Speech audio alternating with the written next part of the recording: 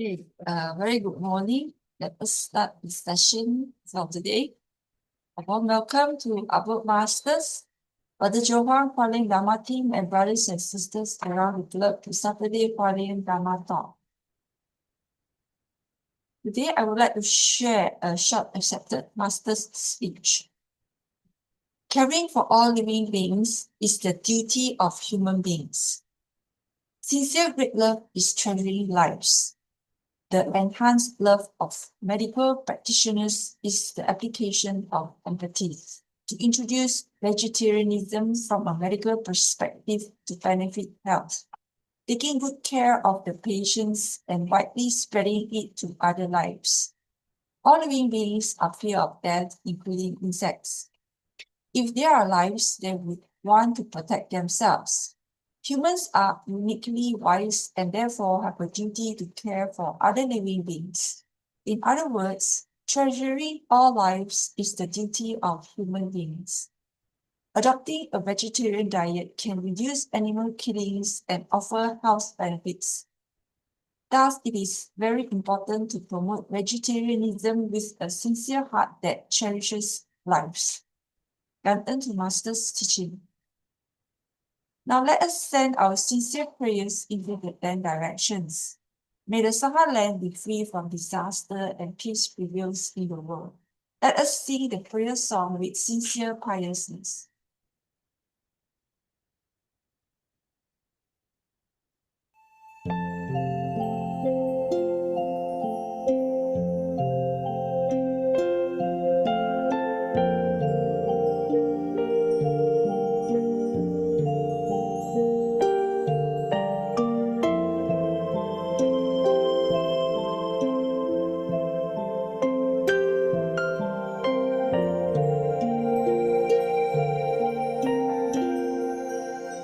In my heart, I feel deep gratefulness. All my heart is filled with sincere prayer. From all corners of the world, let us join our hearts and pray for a world of harmony and peace. In my heart, I feel deep gratefulness. May all the Buddhas hear my prayer. All united with one heart, let us end our hate with love. May there be no suffering hereafter.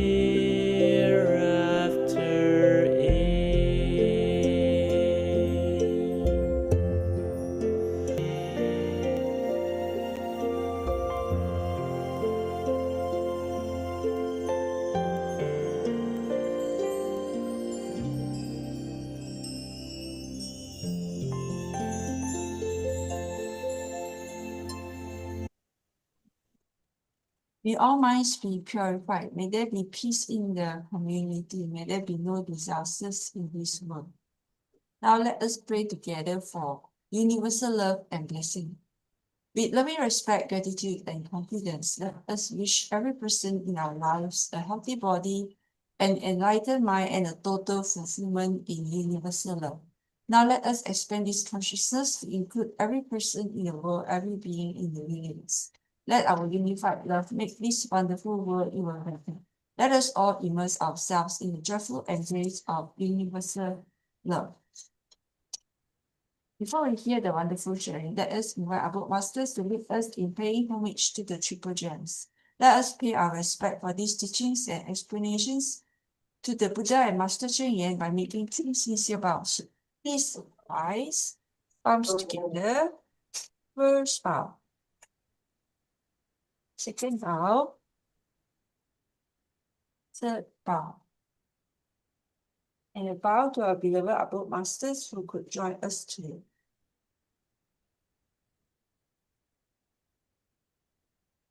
Okay, today we have three sharers.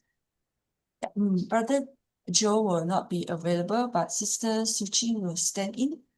And next we have Brother Teck who will be sharing on the Mother Earth, and followed by Brother Benjamin, who will be sharing on experience working with the refugee communities. Okay, before that, we let us invite Sister Ching for the weekly summary. Sister Ching, over to you.感恩.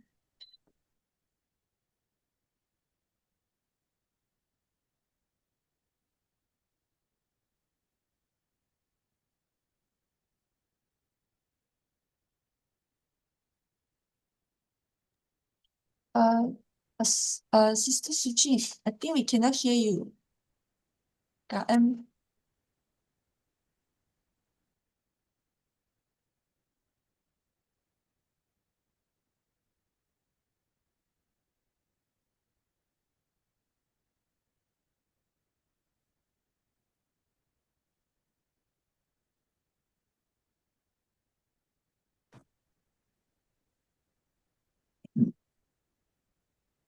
Okay, can you hear me now? Yes, sister, we can hear you now. Can.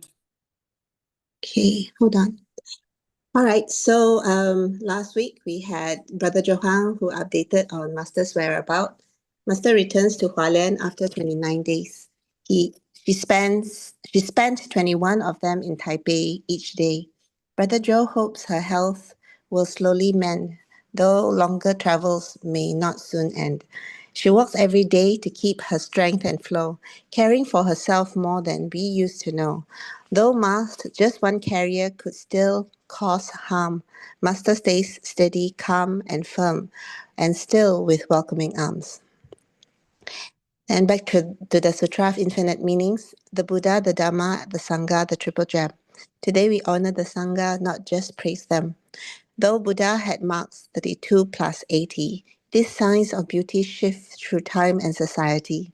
Like athletes strong from years of daily training, or musicians skilled through hours of rehearsing, a cultivator who practices Dharma with care will shine with wisdom, calm, and subtle flair.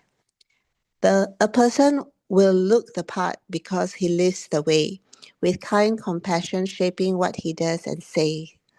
These signs are seen by coming eyes alone, yet truth is formless, no body, no bone.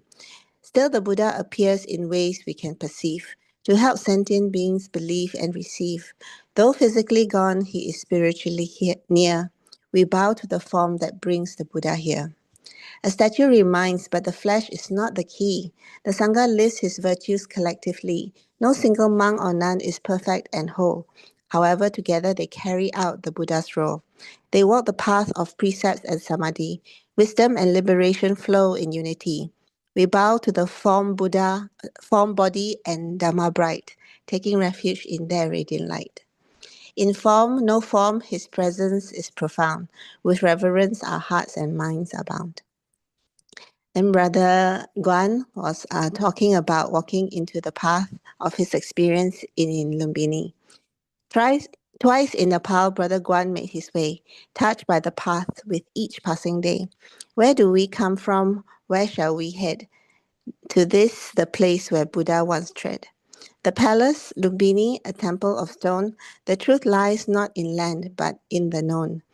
At 55, he looks in front and behind, outside and inside. Time flows like rivers where past and future collide.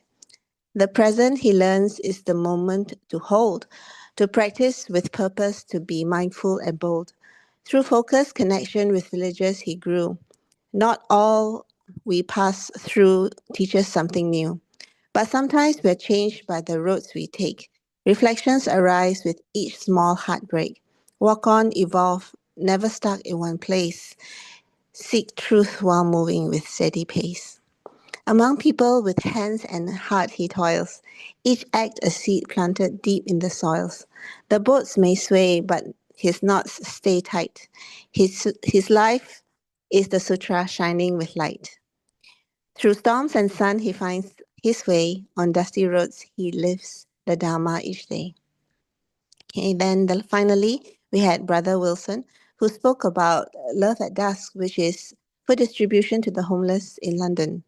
In London's heart, where bright light gleam and glow, Brother Wilson walks where cold winds blow. Since 2010, meals to the street city volunteers have brought, with kindness, warmth, and food freely sought. Pause for a time when the world stood still. We started with love, with even stronger will. At Islington, meals are served with care. Gratitude and dignity fill the air. The bamboo bank tells of giving from the heart. Each packed meal plays a humble part. Some take two for a friend or later. Every act makes the bond feel greater. Winter brings gift, warm socks and hats, shirts and snoots, fill donated bags and mats. Each person met has a tale to say, a life once whole, now gone astray. From Portugal, Scotland, stories deep and wide, with young volunteers walking by their side. Though manpower's short, the mission stays strong. Compassion and service keep moving along. In every encounter, a lesson rings true. Serve with respect in all that you do. Okay, 感恩 for listening. I am going to turn off the sharing, and I'll hand over to Brother Chin to introduce our next speaker. And then Sister Ching for a great summary. Good morning, brothers and sisters. Welcome again for this Saturday heartwarming talk.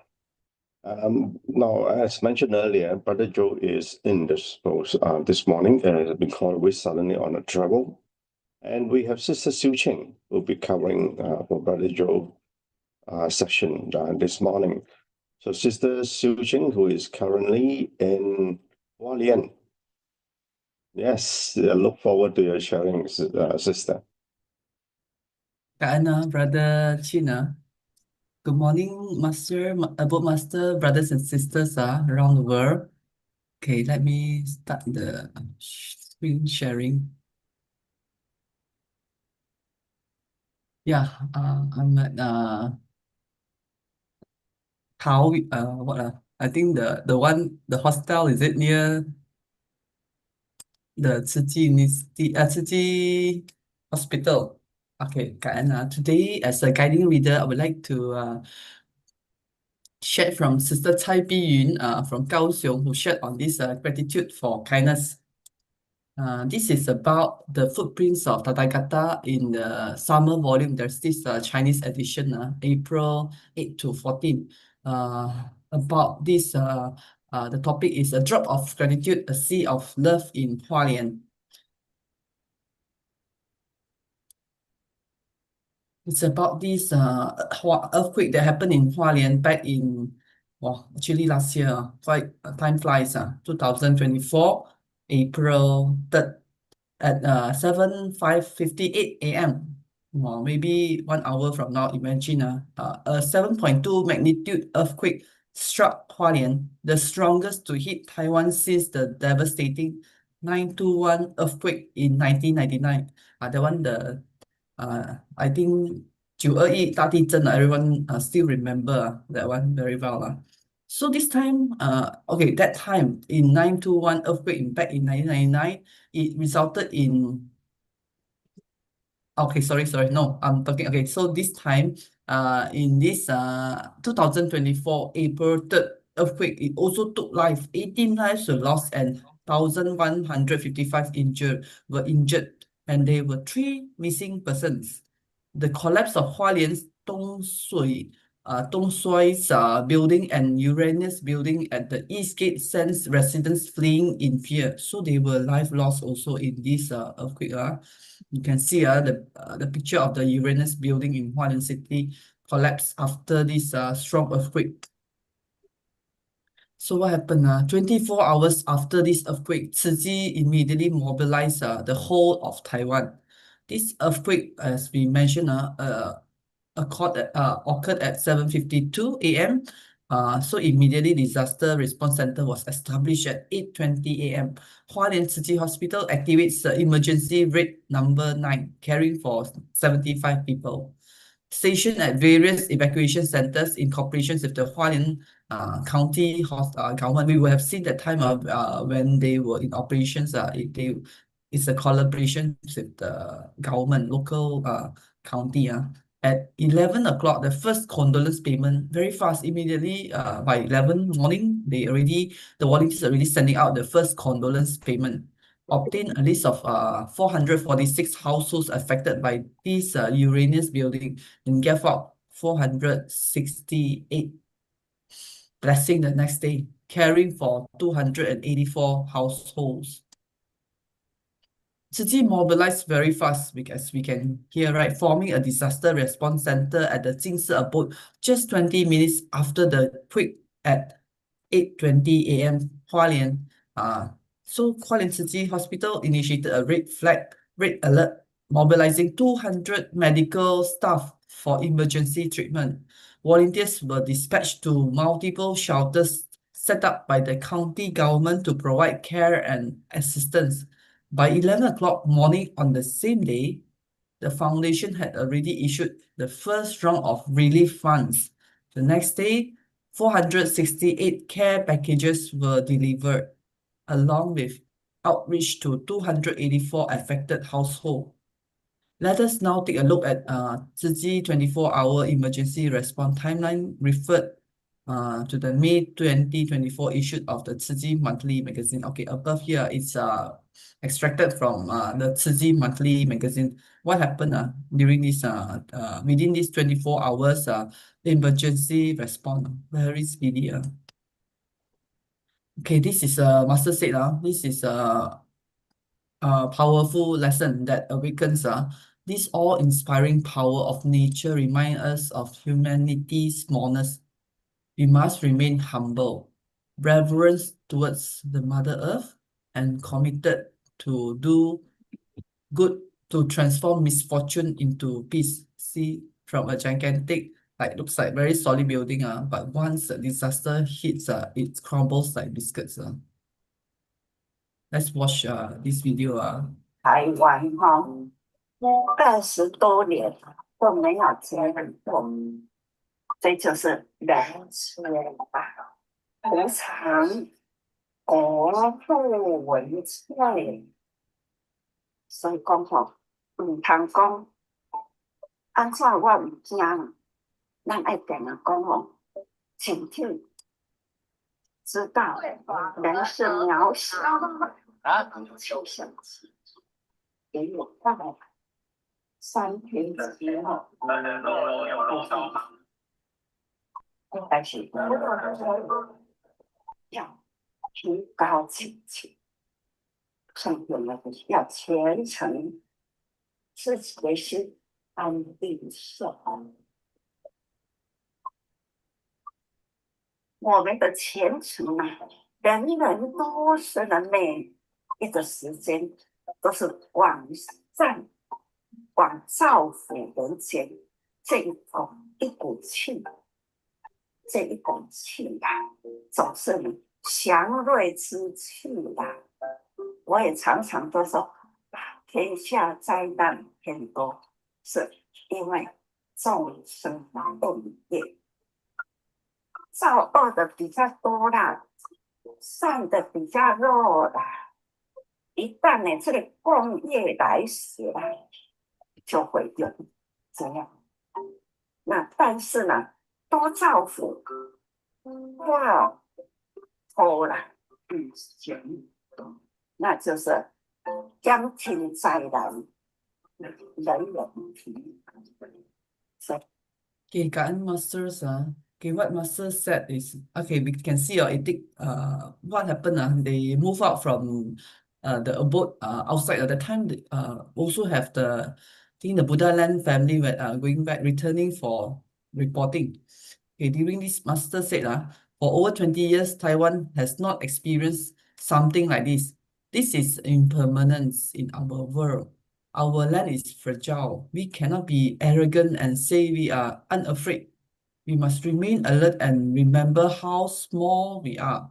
The Meteorological Bureau predicted aftershocks, but there's no need to panic. Instead, calm your heart, be sincere, and let your every thought and actions contribute goodness and blessing to the world.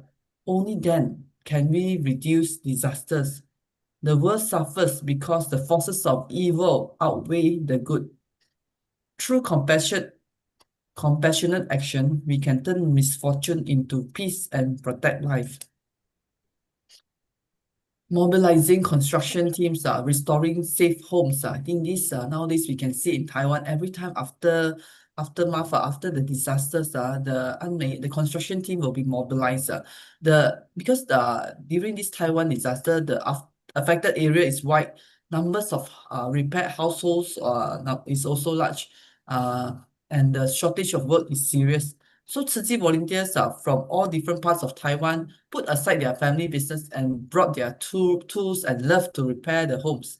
In the first month after this disaster, a total of 2,307 people were mobilized to repair 168 households. So you can see how great the love is of the volunteers from different parts of Taiwan. In harmony and mutual support, we find peace and security.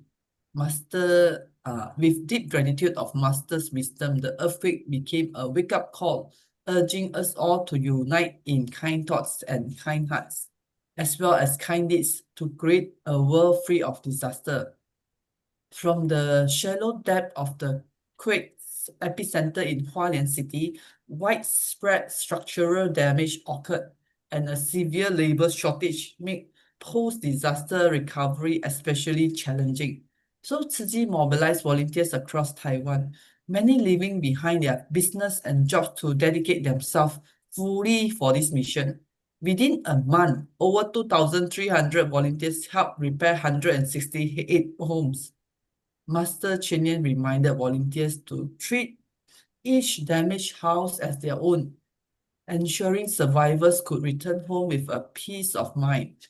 The touching images of volunteers, regardless of age and gender, working tirelessly, reminded us of true compassion in action. So we can see the pictures because of Master's guidance to treat every damaged home as our own home. The volunteers seized the opportunity to give wholeheartedly, regardless of the gender, age, and experience. Yeah, I think those who watched the clipping last year would have seen like some of the volunteers, the elderly, the body all covered in ashes. They climbed the ladders to fix and repair the homes. Very, very touching scenes. So Tzu Chi also provided critical support in the country's emergency shelters, offering regular meals and supplying Jingsi eco-friendly partitions, foldable beds and blankets, creating a warm, dignified, temporary living space. This marked the debut of the Jingsi folding privacy partition in a shelter setting. In the past, it was more open. Now they have their private, like each family, they have their own separate private foldable tents. Shelter setting. It's a very thoughtful design, lightweight, breathable, and with privacy conscious.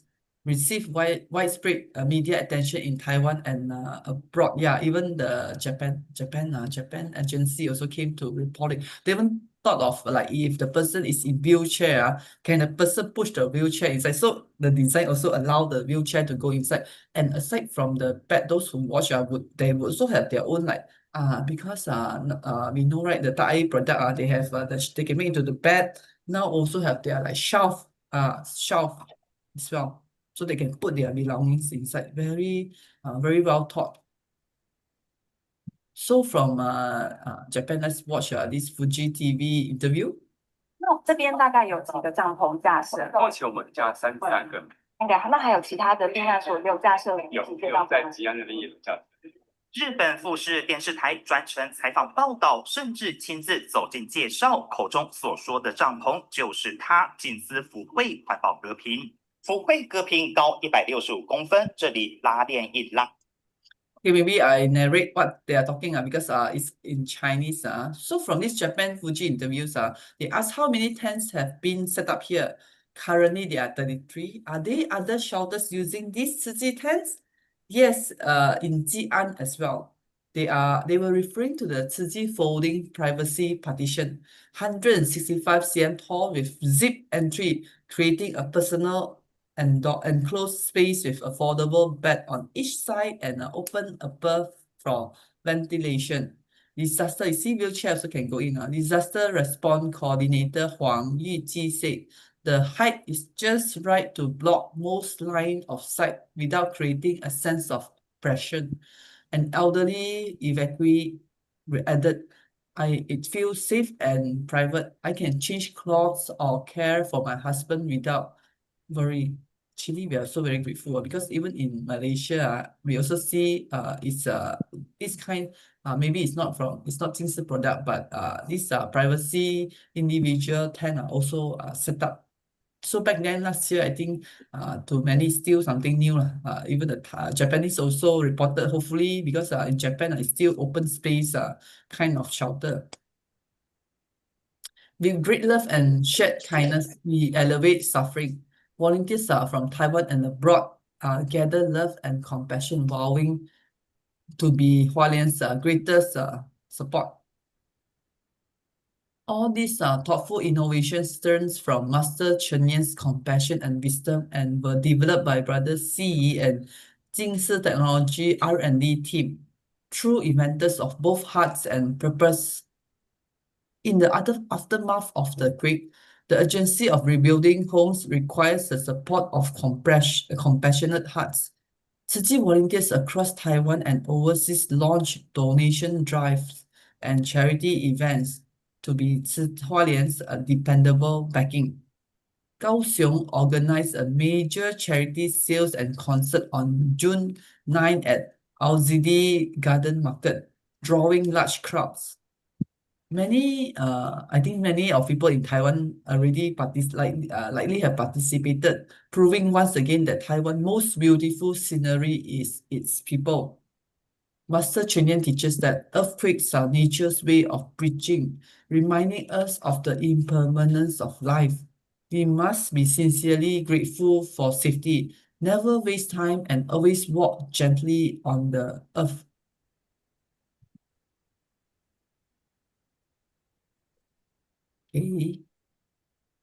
Okay. So at the conclusion, okay, maybe let us still earlier 6:47, but it's okay. We have this video with a song. The song is Embracing All Beings. Let us listen one time, then I will share in English the song.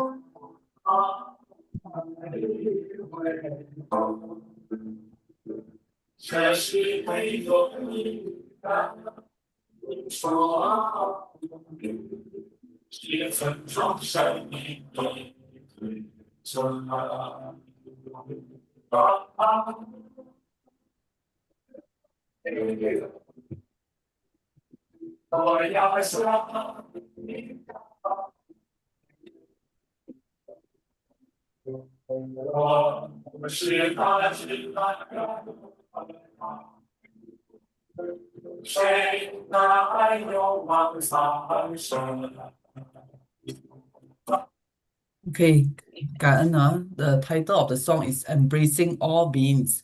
Walk gently, lest the earth feels the pain. Such compassion, such love, such empathy. Walk gently, for the earth feels pain. This is reverence for life, evidence of a noble heart. O great beings of love and wisdom, we thank you. Who else but those with boundless compassion and courage would embrace all beings? May we be awakened to the truth of impermanence and seize each moment to serve others. Let us make our life meaningful through actions and walk together in compassion to embrace all beings. Wishing all of you blessings in both the wisdoms and merits. May peace and auspiciousness be with you always. Okay. Thank you. Maybe I'll share these lyrics at the chat group. Okay, Kak Ana. Is if brother Teck online, maybe brother Teck can start earlier. Next station, interchange station with outbound and Sri Petaling lines. One of the participants. Okay. Okay, maybe brother Teck, is he online already? I'm online. Hey, brother Teck, good morning. How? Morning. Okay, how? Good. So happy to see brother Teck. Okay, I pass back this platform. Thank you everyone for listening. I pass back the platform to brother Chin. Kan? Garden sister for diligently covering the session for Brother Joe is unavailable today. So, Brother Teck, the platform is all yours. You're going to share with us Mother Earth. Platform is all yours. Good morning, brothers and sisters. So let me share my slide.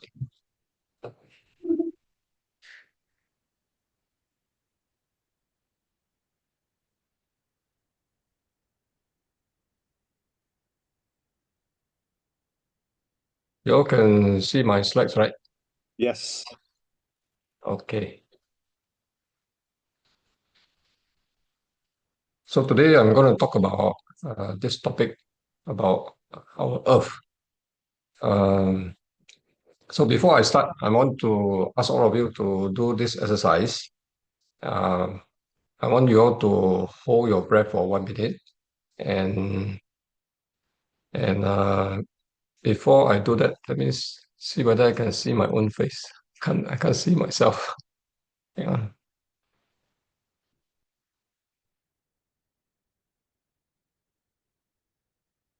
Okay. So I'm going to I will set the timer on my own phone. And the way to do it is that you have to take a big breath in. And taking a big breath in, you hold it until you cannot stand. So when you are holding it, first your physical body will give up. And when you cannot hold it, you let go. So I want to instruct you to hold it when your physical body cannot stand. You use your mental will to hold it for another 10 to 15 seconds further.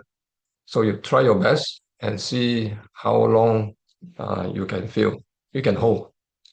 So I will start the timer now. You take a deep breath in. So take a deep breath in and hold it. Hold it as long as you can. So I'm going to set the timer for 1 minute.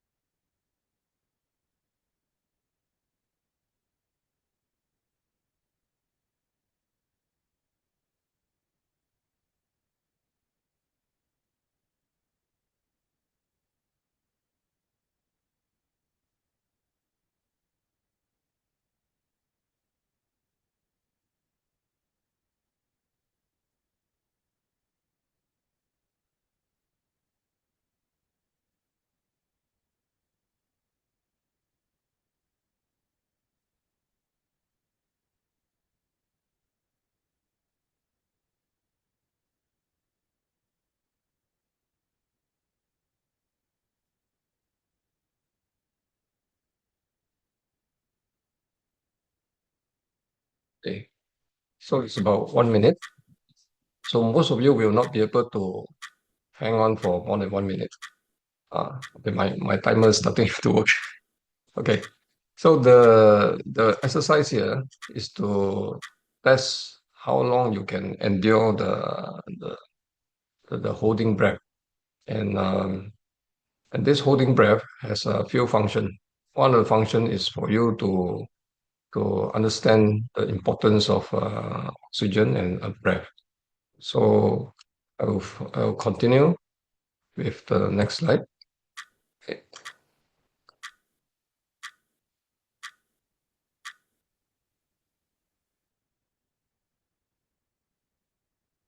Maybe I'll stop sharing and I'll do again.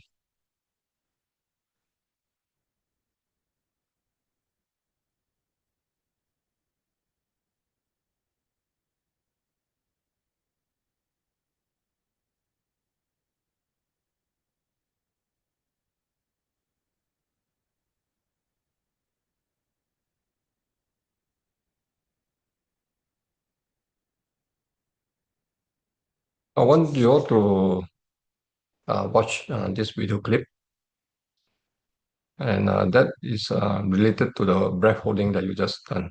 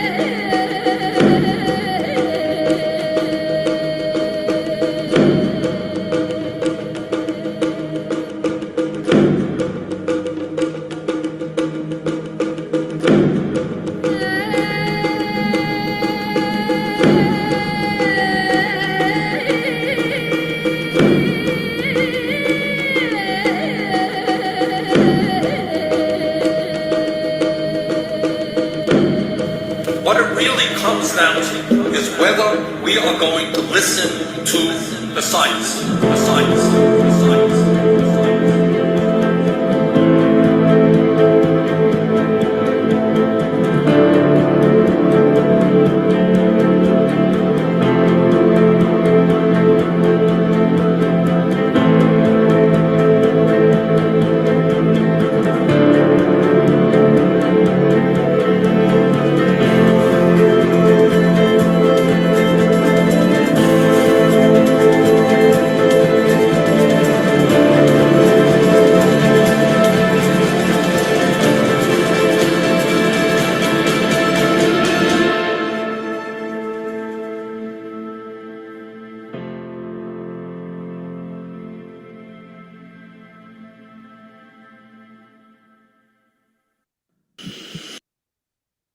So with that introduction of the video, I want to spend the next 30 minutes to talk about our Earth. So in 2024, at the World Economic Forum, they surveyed 1,500 leaders and asked them what are the important global risks in 2024. So you see here 66%, 33%, 46%. And in this case, the biggest problem they think about is extreme weather. So all of us are suffering from the hot weather for the last few months and quick and a few environmental disaster. And the second is AI generated societal cost of living, cyber attacks, and economic downturn. But top is the environmental threat. And then and they also asked them to rank the severity over the short and long term. In 2 years' time, extreme weather events is number 2. But in 10 years' time, there are 4 green color as an environmental threat, which is extreme weather events, critical change to Earth system, biodiversity, and also natural resources shortages. So in the long run, our environment will be severely affected, and we are starting to feel it over the last few months. So Buddhism is a proactive, non-fatalistic. So a lot of people say Buddhism doesn't care. If you get hurt or threatened, we just accept. It's a scientific practice, and it's linked to this dependent origination, which is Praticca Samuppada. So it explains the process of the cyclic existence of samsara, how suffering perpetuated through a series of interdependent and interconnected factors. So by understanding this, we can break the cycle of suffering by cultivating wisdom to have the insight of impermanence and non-self for the final liberation to nirvana. So all this problem that happened to our environment is because of ignorance, the lack of understanding of the true nature of reality. And the other important principle is that the world is affected by us, our mental formation. So our volitional action and karmic disposition will change our surrounding and our environment. And there's a stream of consciousness that carries imprints and the basis for the future experiences. So if you are Buddhists that believe in the Buddhist principle, then we will suffer with all these consequences that we have in our past life. So the rebirth consequences of what we do now will affect our future life. So today I want to connect this Buddhism principle with the environment, and there are a lot of things that are important that will affect the environment. And so the similarities of the 2 different schools of Theravada and Mahayana is there's a lot. So a lot of people focus on the differences, but I want to focus on the similarities. So first thing is that the Buddha is an original teacher and the rejection of the supreme creator. This is very important because whatever happened to us is created by us, not by the supreme creator. The Four Noble Truths, Eightfold Path, and this Paticca Samuppada, dependent origin. So this is also important, interconnectedness. So a lot of times we do things and we think that it doesn't affect others. So our choices and things that we do will affect others. And then the acceptance of karma. So the moral of law and of cause and effect, because whatever we do will have the long-term effect. And then the belief in rebirth. So these are important factors when we think about the environment and nirvana as a final goal. So this is a final goal, but it's not easy to achieve. So we have to continue to practice and continue to be rebirth until we achieve the ultimate goal, whether you are Theravada or Mahayana. So these are the similarities between the 2 different schools of Buddhism. How about the similarities between the different religions? So all the different religions have their own practices, but the common ground for these religions are the compassion and altruism. So all the religions talk about love and compassion. So this is a thing that can change the world, and also can touch all the different communities, even though they are of a different religion. So Tzu Chi has done a lot of work in different communities, and it works because of compassion. So there are a lot of examples in our daily life, and this is a tsunami in Aceh. So in Aceh, when they have this tsunami, we see, you look at that, the sea is not far from the mosque. And it's not just the mosque with brick and mortar. There are a few other buildings who are made of brick and mortar, but all these other buildings are all destroyed except for the mosque. So you can see the power of spiritual mental power, and it cannot be explained by simple science. And in Australia, there are all these forest monastery. When there's a bushfire, usually the bushfire will stop not far from the monastery. And in US, there's this center called City of 10,000 Buddha. They are located in the mountains and within a natural forest. And most of the time, every year they have a wildfire, and most of the time it will stop few kilometers away from the temple. So it's all these cannot be explained by normal science. So is Mother Earth sick and angry? So this is I want to share the principle of the balance of yin and yang. And if you remove the life force, the four elements, the air, soil, sun, and all the living plants are not alive. The animals also will not be able to survive. So who are at the top of the food chain? So the top of the food chain is called the apex predator, and in this case, I would refer to humans as the top predator. So can we survive? So there are many natural disasters that we can see with our own eyes now, affecting the four elements: the earth, causing landslide, air, typhoon, and the fire and floods. So all this we can see in Malaysia. So in this presentation, there are a few numbers that I want you to memorize. The first number I want you to memorize is 1.5 degrees Celsius. So this is a cutoff point for a big change. So at the moment, we are at 1 degree Celsius. That's why we see extreme climate changes and global shortages.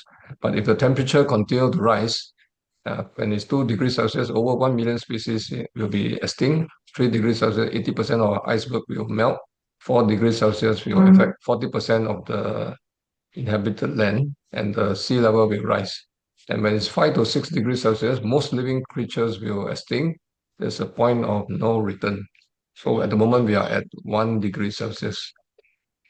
So 1.5 degrees Celsius is the number I want you to memorize. Another number I want you to memorize is 400 parts per million carbon dioxide. Anything more than 400 parts per million, the temperature will continue to rise. So these are important numbers for you to memorize. And here, I want you to look at this. And wait, let me cut down.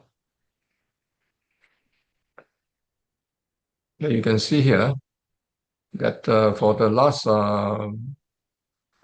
2,000 years, our temperature has maintained same. I mean, it doesn't increase.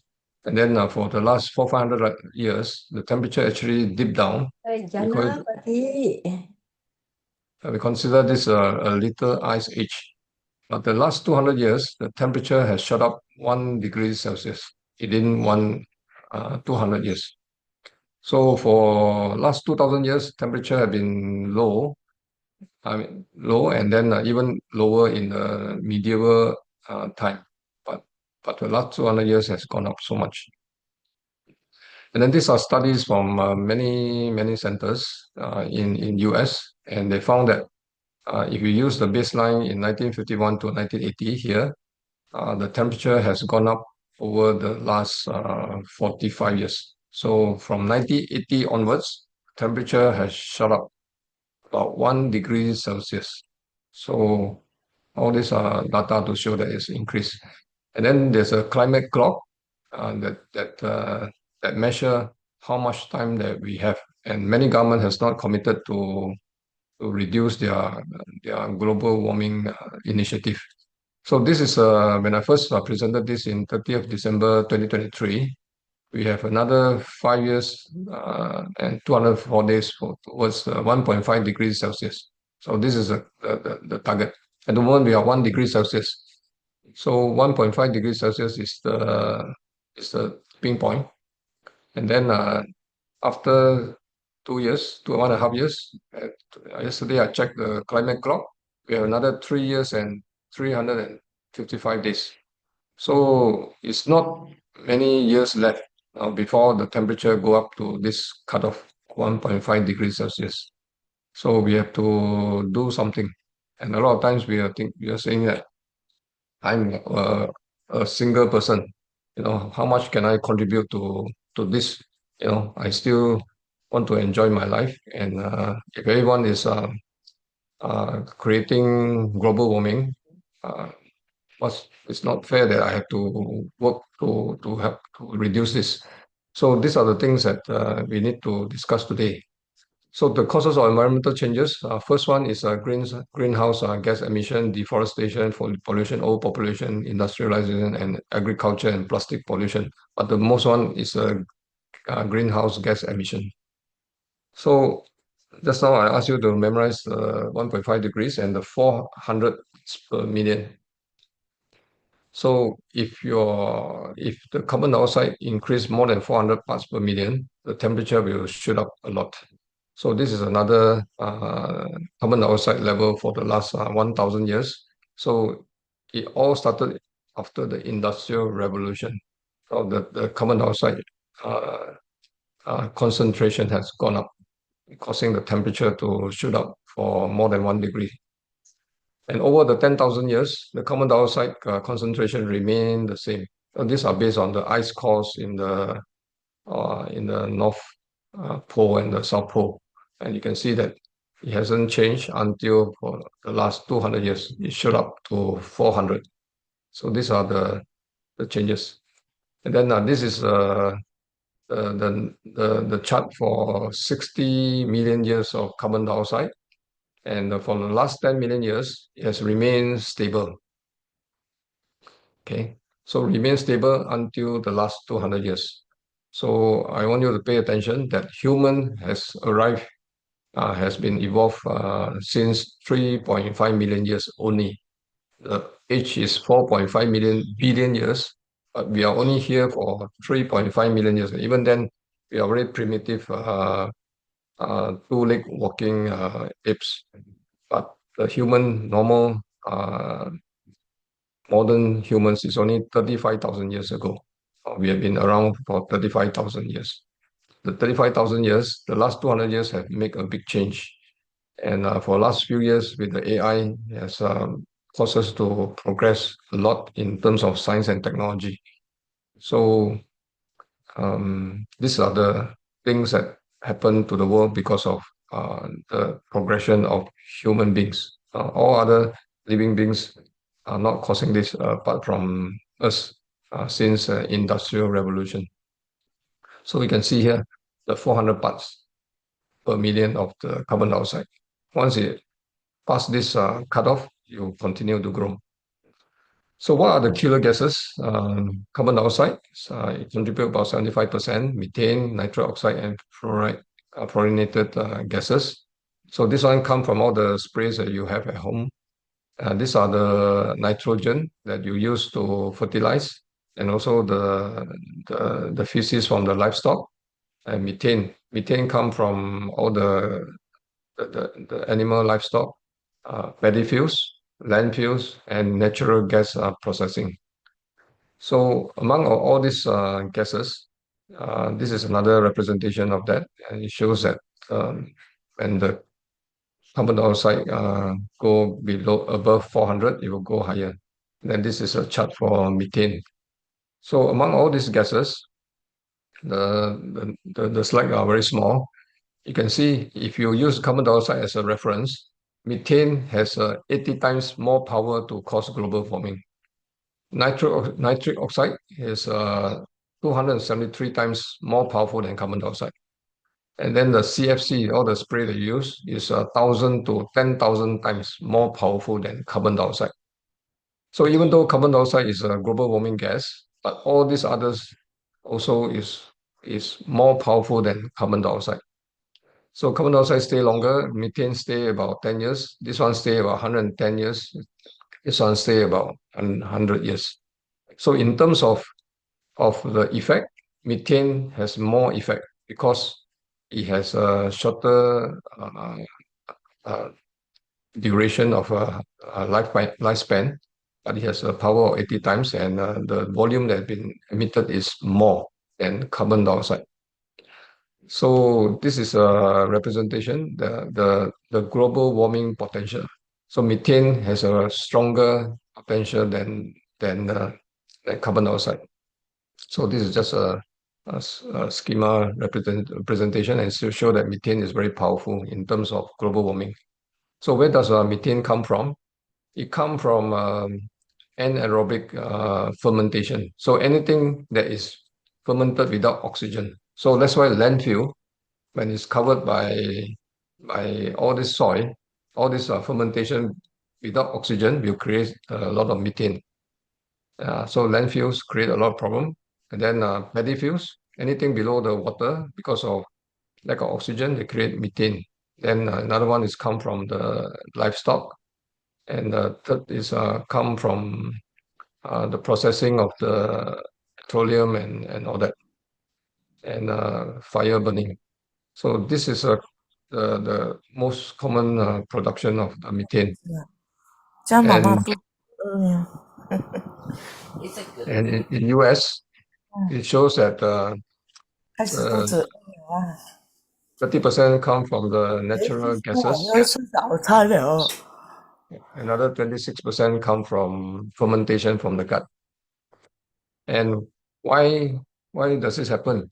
The reason is because of these animals are called ruminants. So ruminants means that they will digest their food because it's not completely digested.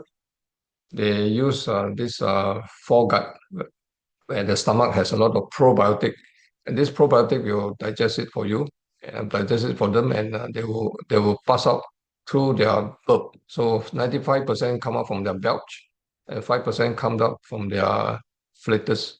So all this will produce a lot of methane, and after they pass out, all this stool, the manual collection ponds also produce a lot of methane. So the animals are those that reprocess it in their stomach. These are with the probiotic of bacteria, fungi, and protozoa. So what are the animals with this? Cows, sheep, and some of the deers and all that. But the majority come from cows and sheep, which is part of our diet. So the world population versus the livestock, we have about 8 billion of human, but 1.5 billion of cows, 1.1 billion of sheep, and 33 billion of chicken. So of all these animals, the one that is ruminant, which is cattle and sheep. So the cattle will produce 120 kilogram per cow, 8 kilogram per sheep. But the pigs are not the ruminants, so they produce less methane, and human also not ruminants, but we still produce methane, but it's a small amount. So in terms of volume, times 8 billion is also substantial, but compared to cows, it has a bigger amount. So if cattle were a country, they would be number 3 in terms of the carbon, the greenhouse gas emission. And you need about 100 trees to convert 1 cow's emission into oxygen. So in Malaysia, in 2022, our meat consumption, 50% of it come from the chicken, and 5.6% come from beef and pork and also sheep. So the chicken contribute the most in terms of meat consumption. And this is a very small chart, but I want you to focus on a few things. So the greenhouse emission of this agriculture production is number 1 is beef. So beef produce a lot of gases that can cause global warming, especially methane. And then second is lamb and mutton, producing cheese. And these are the beef from dairy, chocolate, coffee.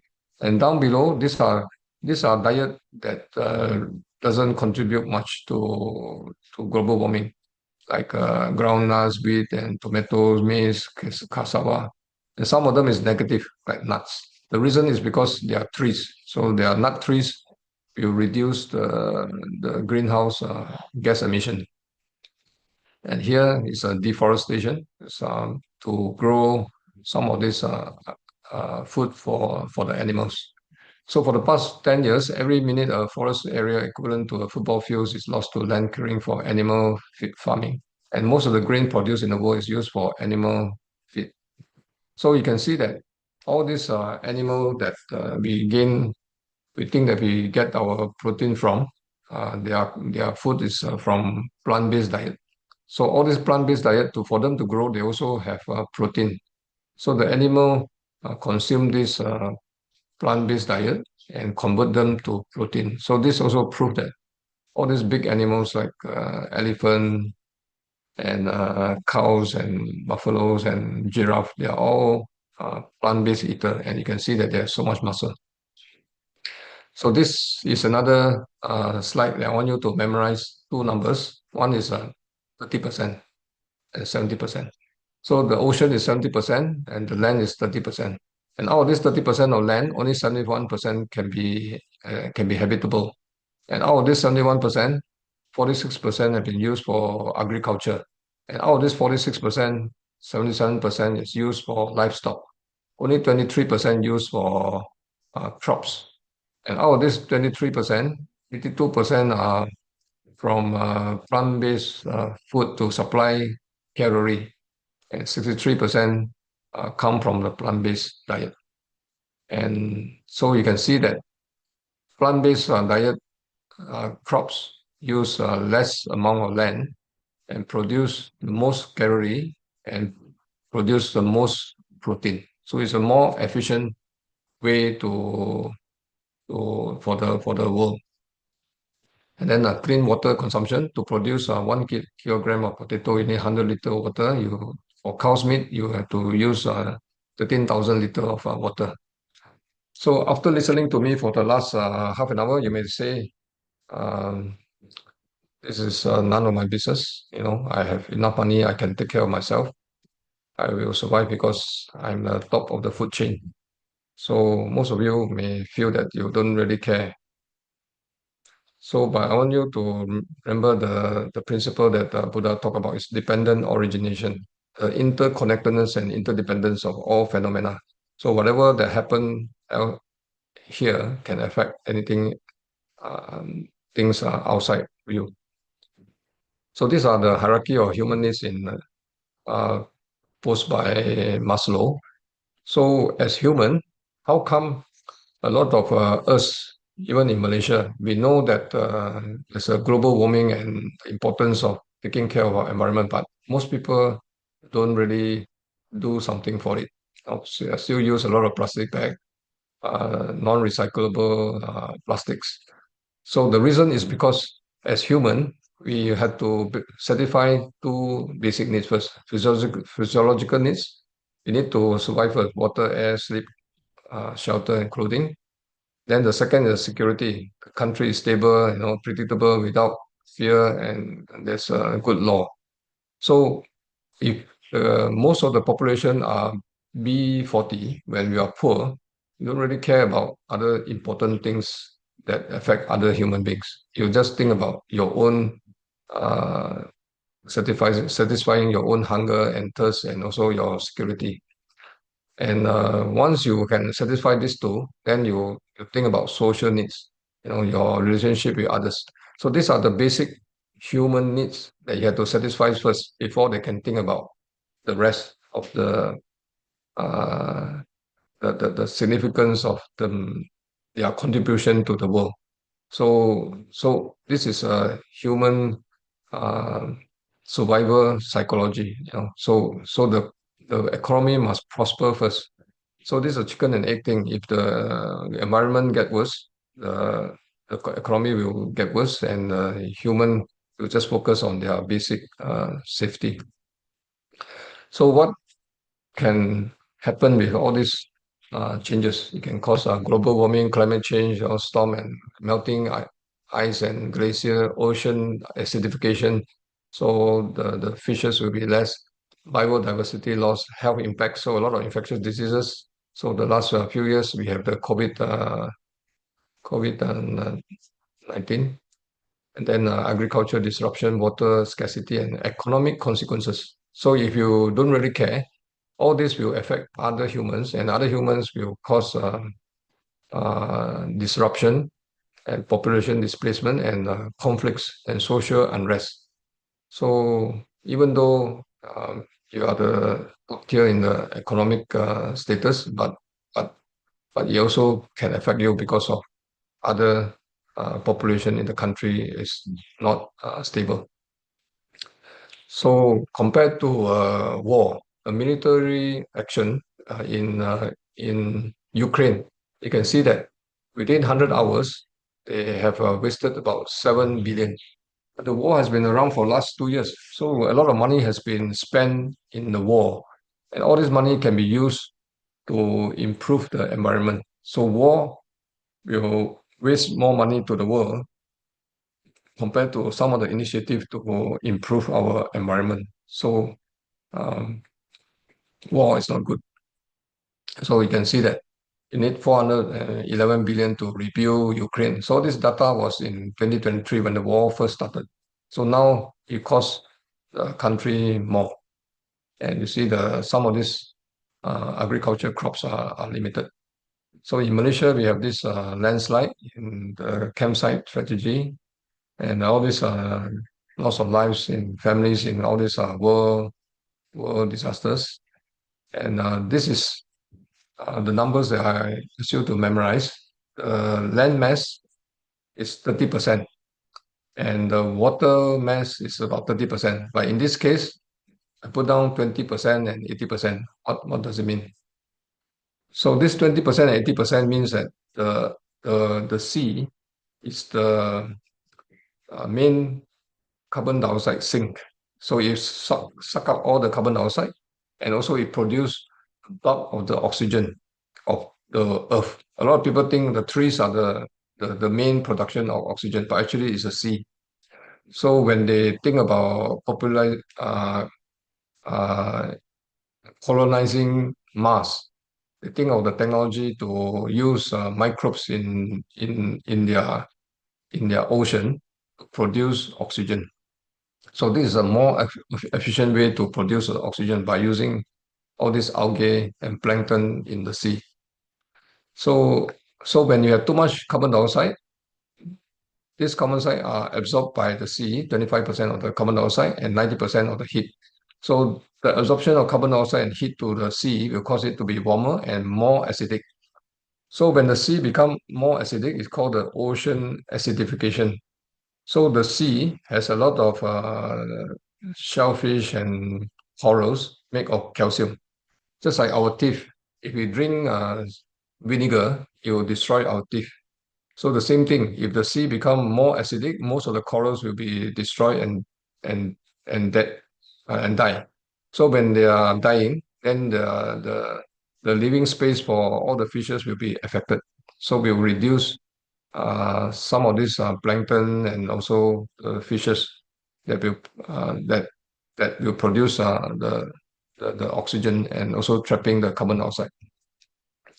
So these are the global indicator of the climate change. The ocean heat has increased. So why we focus on the ocean? As I said, ocean produce the most amount of oxygen and also suck up the most amount of carbon dioxide. So this is ocean are very, very important compared to the land mass, 70% of our Earth. So these are the markers. Sea level increase, glaciers and temperature all have come down.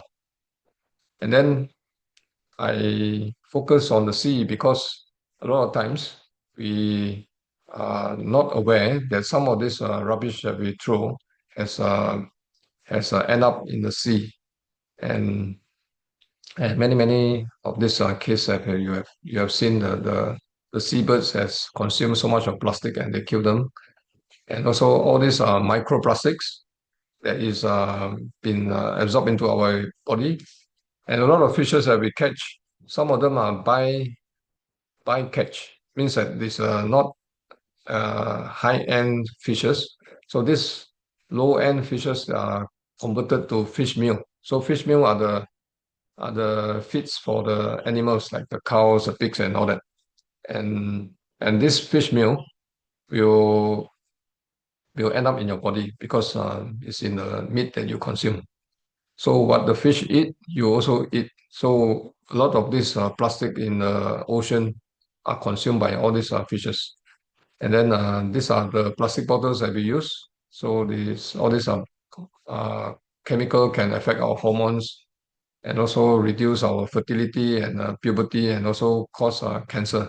So don't use your mineral bottles because it has a high amount of plastics.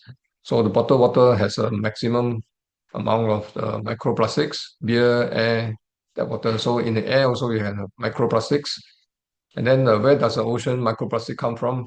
Synthetic textiles. So a lot of our clothing end up in the sea, car tires, city dust, and some of these things. So plastic can take 500 years to biodegrade in the ocean. You can see that the fishing line, plastic bottle, disposable diaper, some of this plastic bottle holder. So it takes 600 years to degrade this fishing line. Okay, so a lot of you say that I recycle my things, I'm doing my duty. But you must know that if your plastic is not 1, 2 grade or the number 5 grade, it's very difficult to recycle. Only the grade 1, grade 2, and grade 5 can be recycled efficiently. The rest, like 3, 4, 6, and 7, are very difficult to recycle. And most of the time, the recyclists will throw it away to the landfill anyway. So not all can be recycled. So I hope that whatever that I said today may make you curious and convinced of this cause and committed to do something. But I want to share with you, this guy called Al Gore, he's a former vice president. He's a very important person and very famous person.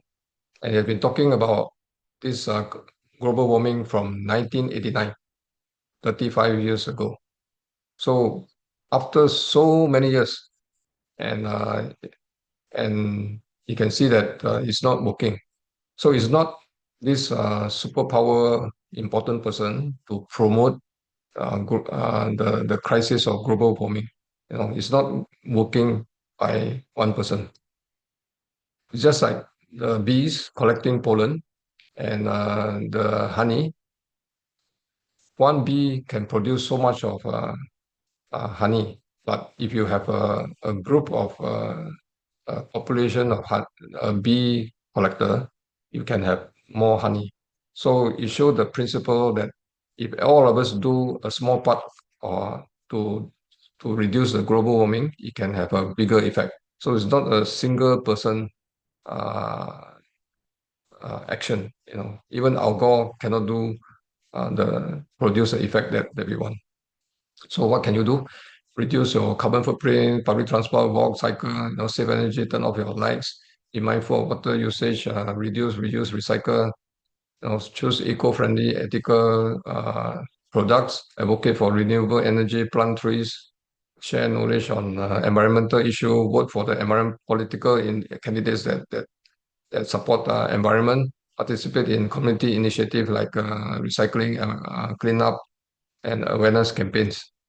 So a lot of you heard about 3 Rs. I want to introduce the 5 Rs. So a lot of people know about 3 Rs, like reduce the usage, reuse it, repair it, and recycle. Do you know what's the other 2 Rs? So the other 2 R is refuse. So don't start using. So don't even start at all. Now recycle is the lowest of these 5 Rs. First is refuse. Second is rot. So some of these food stuff that you have, you can let it compose. So it must be aerobic. If you bury under the under the land, then it can produce methane. So try your best. Okay, and then there's a lot of this plastic that is produced. 14% go to the incinerator, 14% go there, 40% go to landfill, and 32% leak into the ocean. Only about 2%, 10% go back to recycling. Closed loop means that it can be produced with the same quality plastic. 8% is a lower quality plastic. So only 10% of what all the plastic that you use get recycled. So our food choices affect our environment. And so plant-based diet definitely has a lower greenhouse effect. And you take local and seasonal foods, don't eat those imported foods, organic foods, so that you can help the environment, reduce food waste, and then use food with the lowest water footprint, eco-friendly packaging, sustainable practices, and GMO. So if you understand and you need someone to guide or mentor you, there's a way to do it, how to help the environment. And this organization is what we are doing now, which is Tzu Chi. And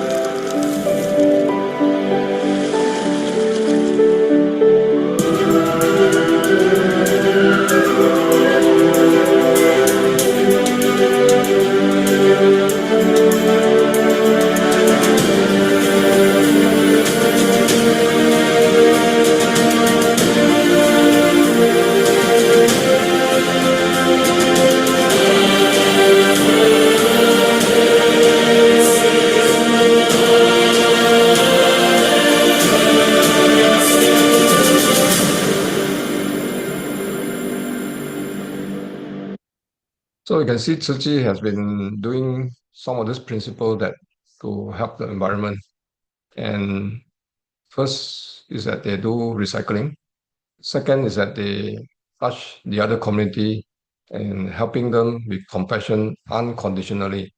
Hopefully by this help that some of this poorer community, they can touch them and understand some of the core mission and the vision of Tzu Chi, where we want the world to be peaceful and also the environment to be calm. So it's never too old to do recycling. So some of these are old volunteers, they collect some of these things that can be recycled.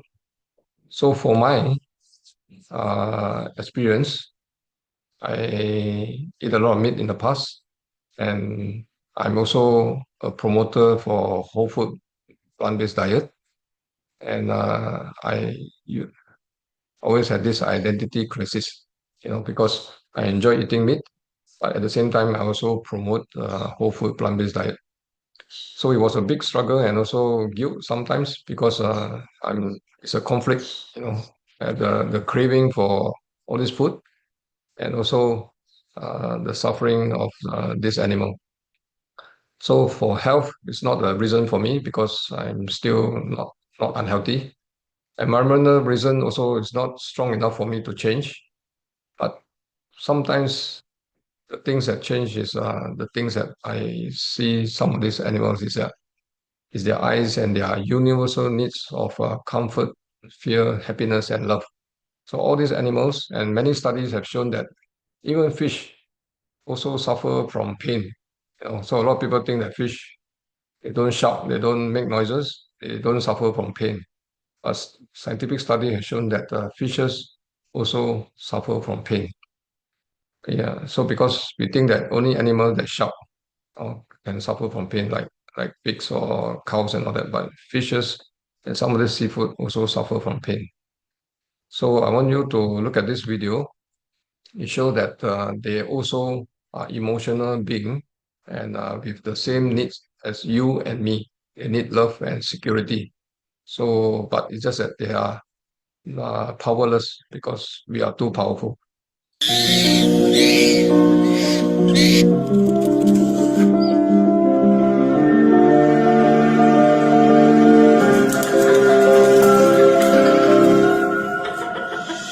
Hi, buddy.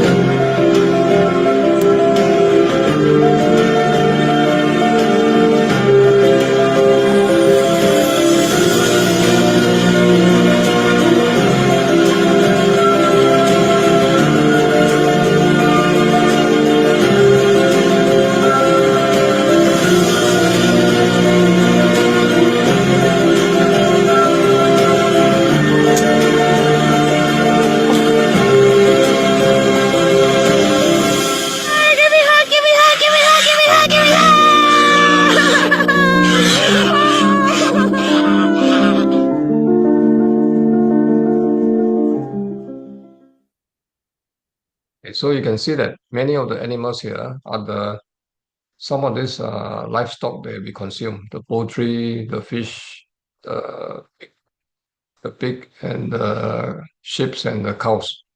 It shows that they also have emotion like all of us, and a lot of them end up on our plates. So my fish used to be like a mop, and now it looks like a rainbow because of plant-based diet. So you can see that it's more interesting compared to this gory red thing. So as anything that we do in our life, there are 5 things that stop us. So these are the 5 hindrances that Buddha talk about when they are doing meditation. So in terms of the diet that we take, these are the 5 things that will influence us. First is that the ill will. So we don't like eating all this plant-based diet. So many of my patients don't eat any vegetables because from young they are not used to eating vegetables. So they have a strong dislike. Second is the sensory desire. They prefer all this meat food that is tasty.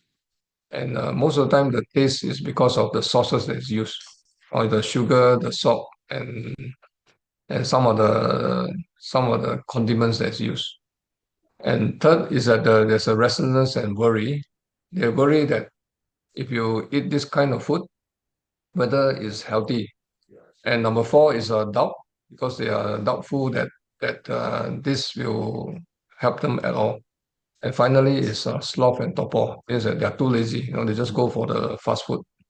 So all of you will have this blocking you to do whatever that you do. And in terms of food, these are the 5 hindrances that you have to be aware of. So we have exceeded the tipping level, which is about 1 degree Celsius, but we have not reached the point of no return, which is about 5 degrees Celsius.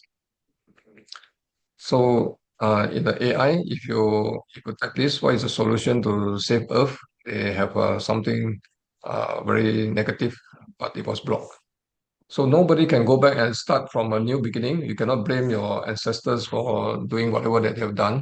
But anyone can start today and make a new ending. So just like the bees, each of you must contribute a little bit so that you can have a final collection of honey. So if your spiritual practice allows you to be relieved of all this attachment, then you are near to nirvana. So whether you are Mahayana or Theravada, if you have a lot of sensory attachment to sight, sound, taste, and tactile sensation, then you are not working towards your final attainment. And if you have an attachment to your perception, view, world beliefs, and narratives, and fixed habit, fear of death, then you're also far away from it. So we must try to get away from this attachment of our senses and our mental formation for us to progress. So these are the last 2 slides.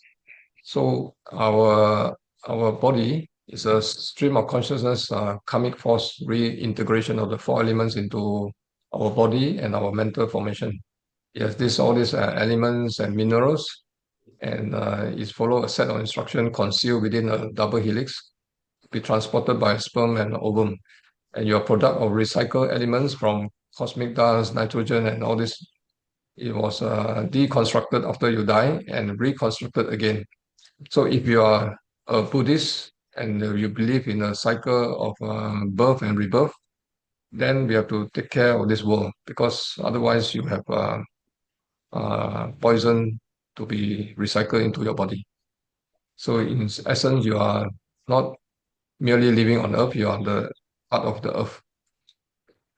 If all mankind were to disappear, the world will regenerate back to the rich state of equilibrium that existed 10,000 years ago. If insects were to vanish, the environment would collapse into chaos because of all this pollination. So with that, I will stop my presentation, and I hope that you can learn something and you can take action from today to save our environment. Thank you. Thanks so much, brother Huang Teck. What a great sharing. And yeah, I thank you for highlighting that the even paddy fields have the emission of methane gas and have great impact on the environment. I guess the other part is brother that we is the sewage tanks, the human feces. We try to process, but indeed we I think I'm aware that some of them are trying to harvest the methane gas to go on renewable and energy. But nevertheless, I think it's a great challenge for all of us, for the whole world. We'll do what we can. And once again, but that we for the great sharing, and we hope we'll take some of the wisdom from that when we do the little part that we can do, and spread that news across. Right, next we have Brother Benjamin. He's doesn't need any introduction. Brother Benjamin has been very diligently been collecting all the old computers and laptops and make them good again, so that those who cannot afford be able to use them. So Brother Benjamin is going to share with us on the experience working with the refugee community. All yours, brother. Let me share my screen.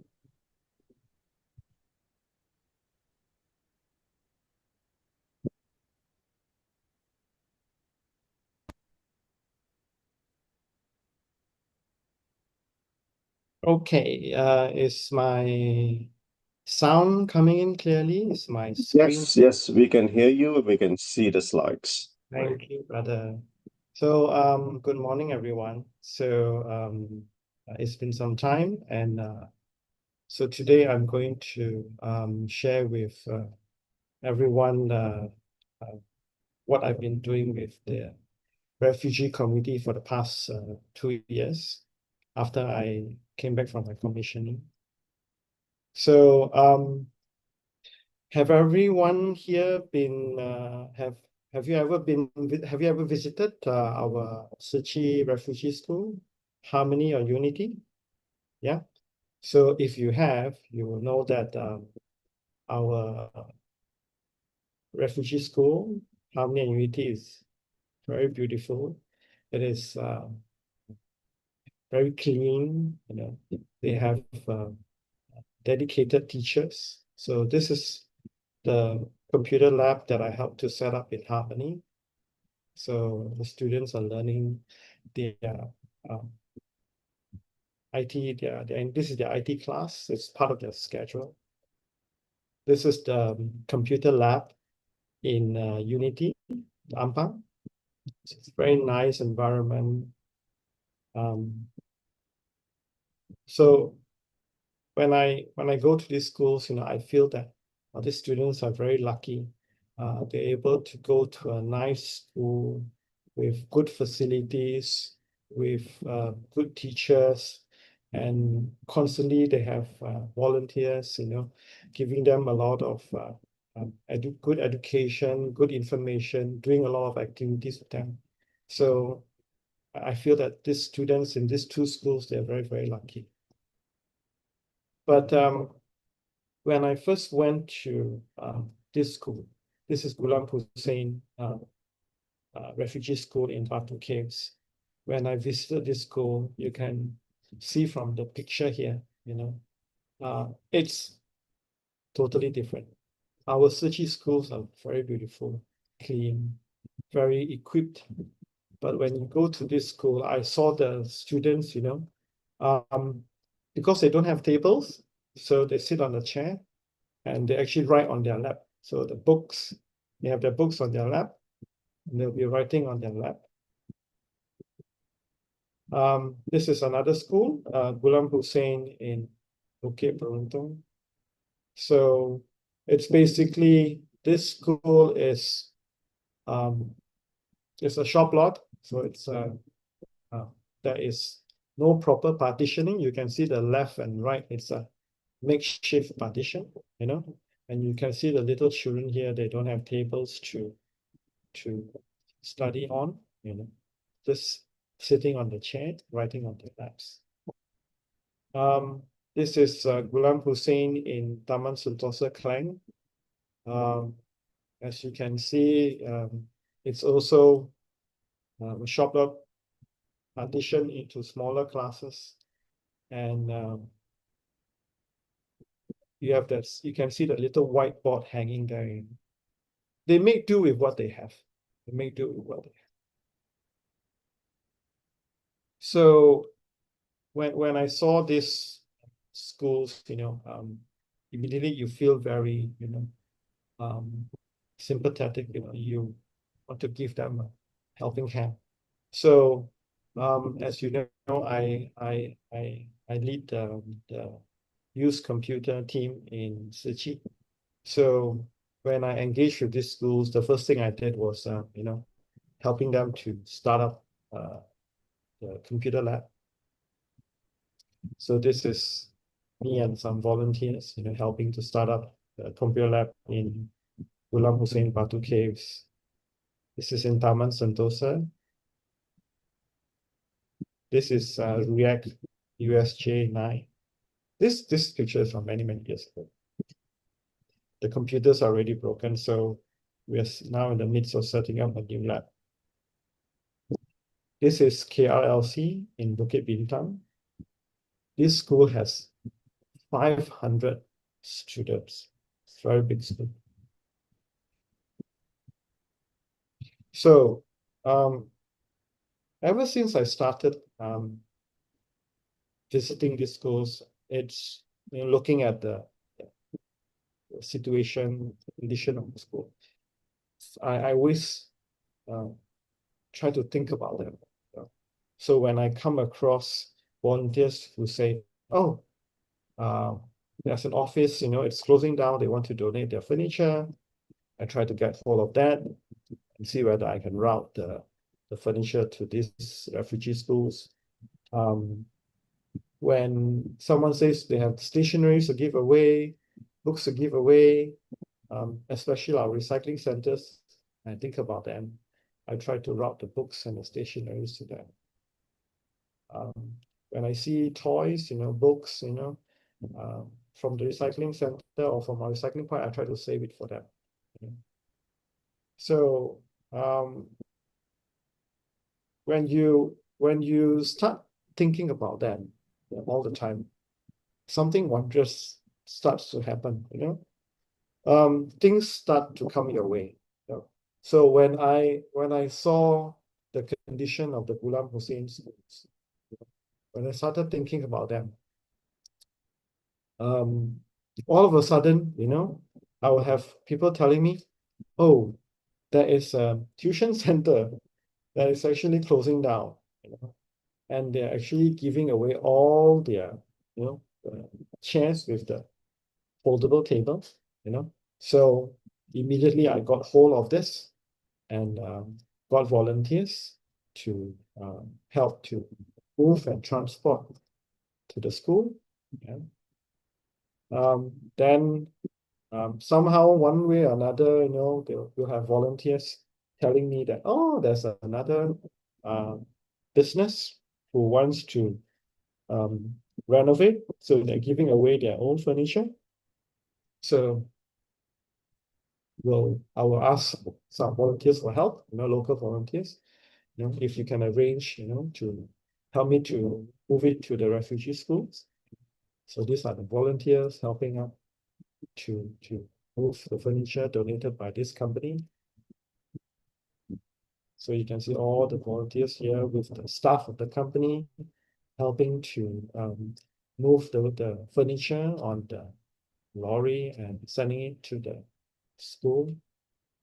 And our recycling centers, who we have shared our previous works with, sometimes it's oh, we have this nice TV, would the refugee school want to use it in the classroom? So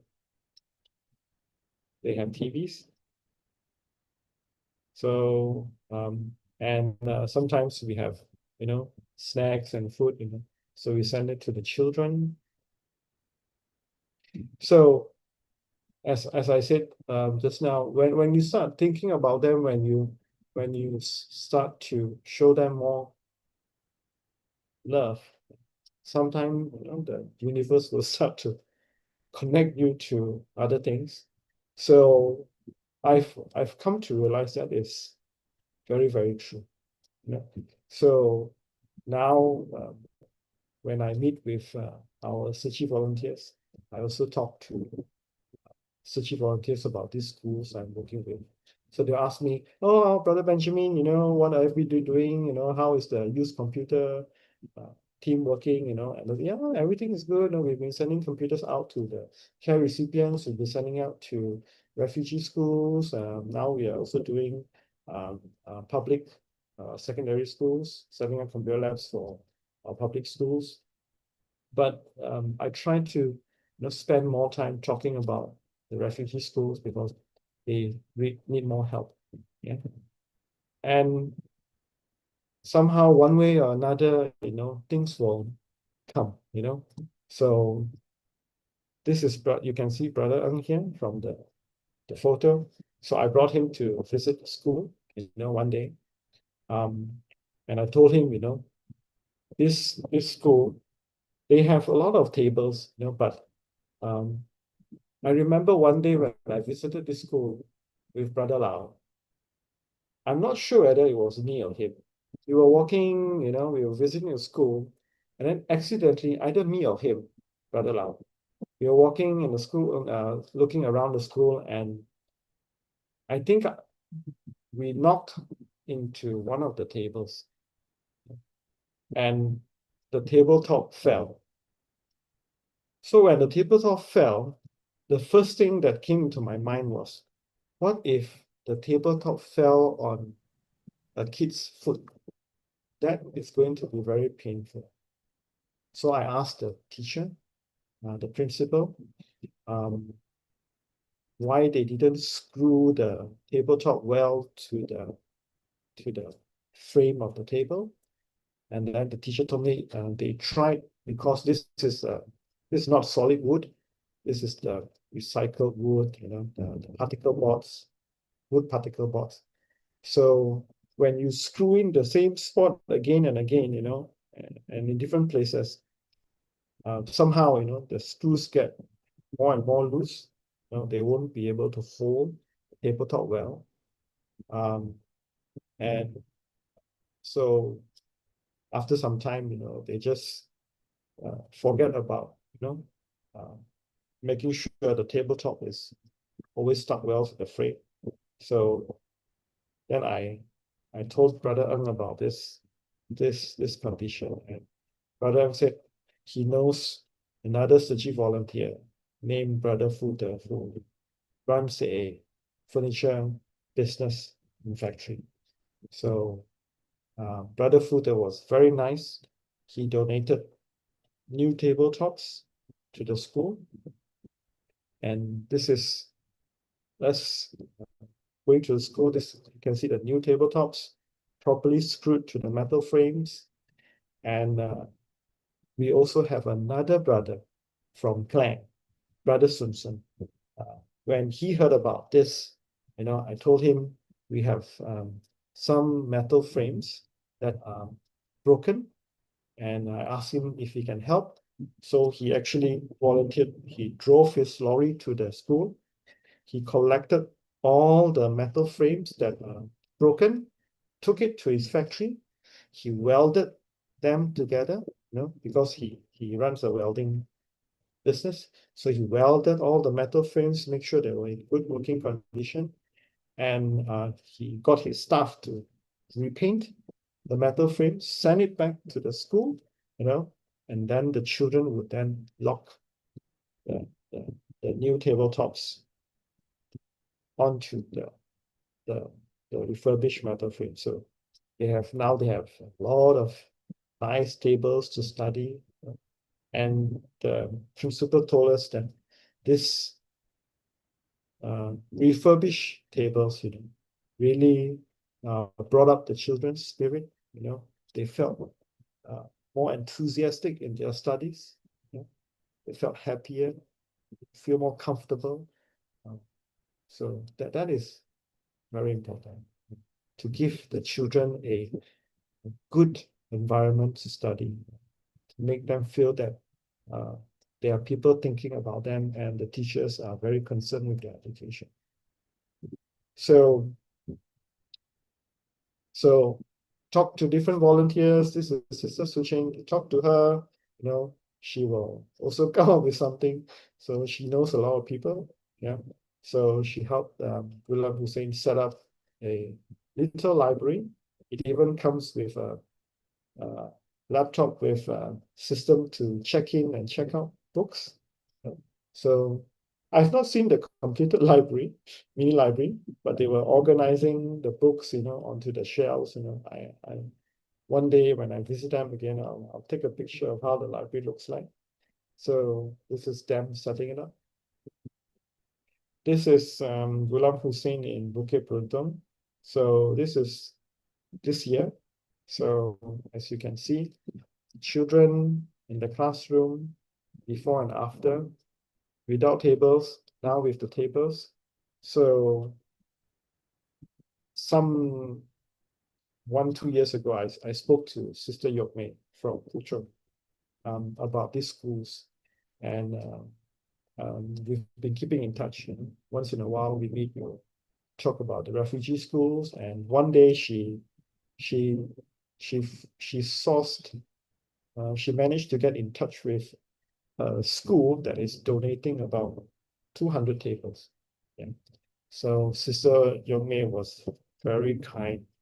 She bought all the tables, got them cleaned up, and even arranged to deliver the tables to each of the designated schools. So I'm very happy that I talked to these volunteers about the problems that the schools are actually facing. And we went a little bit further. I have tried to keep the conversation going on. And Sister Yokmei, after some time, she wanted to run some CSR program, get her teachers exposed to the conditions in the refugee schools. So these are teachers from her school who are now volunteering to teach math and science in React Refugee School in USJ 9. Yeah. So these are the teachers teaching in the classroom. So the teacher in the green t-shirt is also one of the teachers from LSL. Yeah. Teaching, I think this must be math because the boy is scratching his head. So you can see how dedicated these teachers are to making sure that the refugee children get good education. So this is Brother Ang from Kota Kemuning, our teaching coordinator. We've been talking about some new ideas on how to help the refugee school. So now I'm going to talk about recycling. Yeah. So when I came back from my commissioning 2 years ago, I was actually thinking how I can inspire more volunteers to come out to do recycling, etc., etc. So naturally, it came to me to try and work with refugee schools because I've been working with them all this while. So I started to ask one school to come out and join our cycling day. So this is Dharma Sentosa. So and the volunteer there is Sister Ronnie. So she runs a recycling point, and she's also a Dharma. And if you can see the recyclables on the road, yeah, that was purposely set up for the children, so that they can learn and sort, how to why we throw, why humans we pollute the environment a lot. So that was purposely set up for them to learn. And after doing the recycling, we will do some sharing with the teachers and the students, what they learn. But from day one, me and Sister Ronnie, we've already have our plan, what we want to do with the school steps. So these are more pictures of the students, because the thing is, when you have many students coming to recycling point, and your recycling point don't have much things to do, things get finished very quickly. You do the separation, it's done, finished very quickly. And so what we did is we took the students to another point, to help in a different point, and this is the same group of students going to 2 different recycling points that they're helping to sort out. And sometimes the students, they will find, oh, this is nice. Can I take this, uncle? Say, yeah, you can take this if you think you can use it. And it's useful to you. Make a donation, and you can take this, you use it at home. So what started in August 2023, when I got the first refugee school to do recycling. It's now 6 different schools. So we have Ghulam Hussein Taman Sentosa. Then I started with the second school, Ghulam Hussein Batu Cave. Spent a few months with them, and I start going to a different school to get them to come up for recycling. And but this is how the process works. And the thing is, the schools, they have been coming to do recycling month after month. So it's not a one-time thing. It's not a 2-time thing. So they come month after month after month, continuously. Sometimes when they have big activities in the school, they will miss a month, but then the following month they will come back. But the good thing is they are consistent, they are dedicated. The schools and the students and the teachers understand the concept of environmental protection, and they come month after month to do it. So different recycling points, we have different way of doing things. So this is Selayang Baru. This is students from Ghulam Hussein Batu Caves. So I saw these pictures, So this is Sister Wan. She's the recycling point leader. So when the students come, they will do warm-up activities, exercises. Of all the different recycling points I've been to, this is a recycling point where I see the students play, and they play with the volunteers. So because students being students, they are eager to help out, but because there's so many of them, sometimes they finish the work very quickly, the separation work. So they have free time and they start to play. So sometimes they play among themselves, not they play with the volunteers. Check the time. Okay, so this is USJ 9 recycling point. So this recycling point, you see a lot of little children, So the little children will listen to the volunteers and then how to recycle.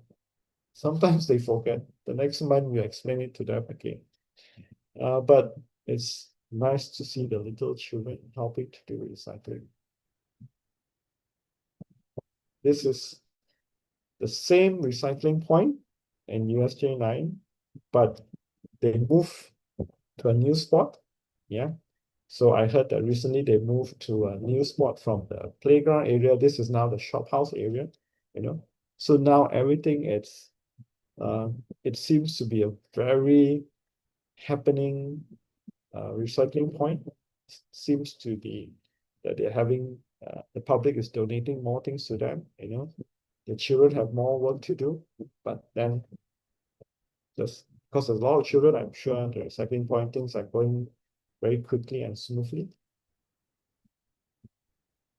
This is a very beautiful photo of the refugee children from React with the volunteers.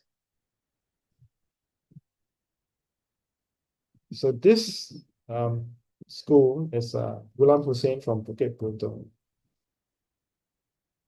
It took I think almost a year and a half to convince the school to come out to do recycling, because the method is I will try to invite, but I don't insist on it. So, but somehow I believe when you think about the schools and send them your love, eventually they will come out. Yeah. So maybe some other volunteer, Sister Chow Yuk, maybe she can talk about this in her sharing next time. So this is her recycling center. So very nice to see that this school is finally coming out to learn and do recycling. These are very beautiful photos, the children doing the separation, going through some videos and presentation about environmental protection. And this is another point that I started working with beginning of the year in February. So this is Jalan Merlimau in Pudu area. Yeah. So this is by the roadside. Yeah. So the fun thing about going to different recycling points, working with different volunteers, and working with different refugee schools, it's like every month you are going on a travel. Like a lot of people travel overseas, For me, it's like I travel to different recycling points.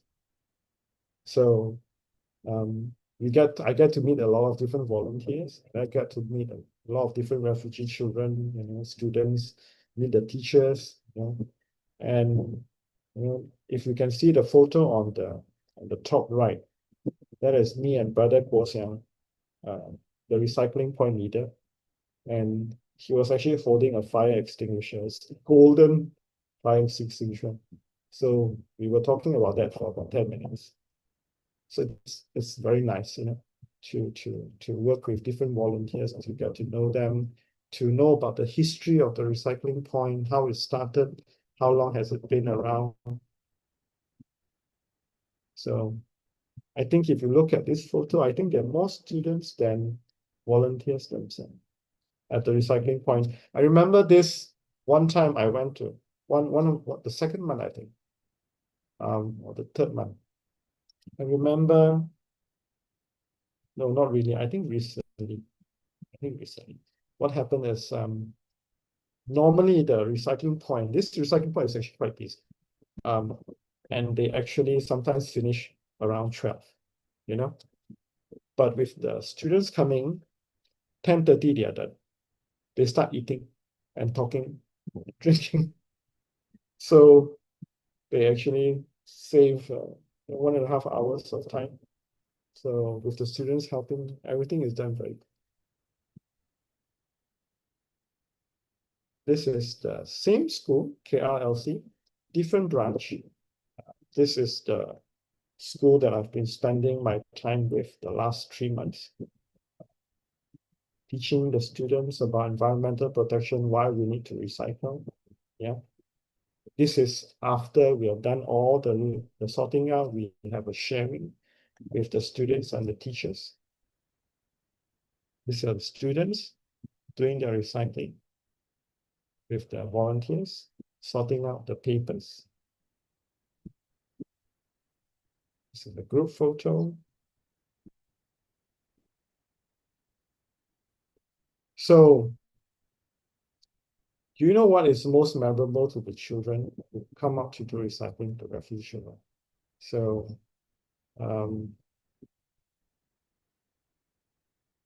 most of the time, when I ask the children, what do you remember? What is your fondest memory of the recycling point, or recycling center? So you look at this photo. So this is a photo of the children having a meal. So this is USJ9, the new recycling point, which they set up and moved to recently.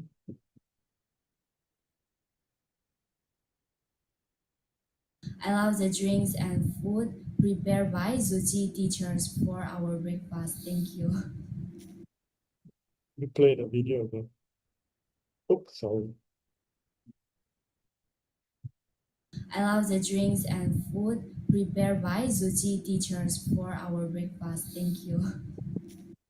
So the short little clip, Catherine said when she enjoys the food, prepared by our volunteers every month. Then the thing is, when I arrange for the students to go to the recycling point, the first thing that the recycling point leader will ask me, how many students? How many are they coming? How many of them are coming? Because we need to start planning food and drinks. That's the first thing that comes to their mind.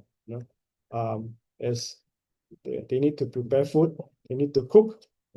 So from this, you can see the kindness, the warmth, the hospitality, of our volunteers. They're very concerned with the children's welfare, making sure they have nice food at the recycling point.